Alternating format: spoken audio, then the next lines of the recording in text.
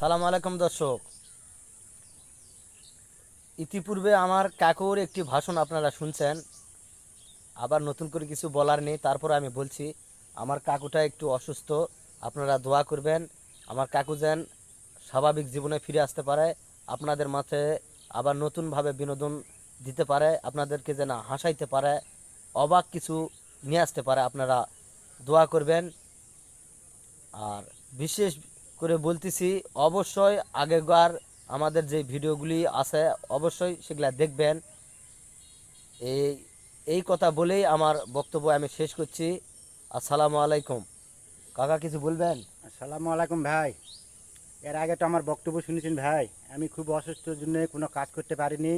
আমার ওই ভিডিওগুলো আপনারা চলে যান। আমি অসুস্থ হতে ভালো হলে বিশেষ করে ভালো ভালো জিনিস দেওয়ার চেষ্টা করবো। আর এর মধ্যে যদি আপনাদেরও কোনো আবেদন থাকে আপনারাও লিখে দিবেন, আমি দেওয়ার চেষ্টা করব।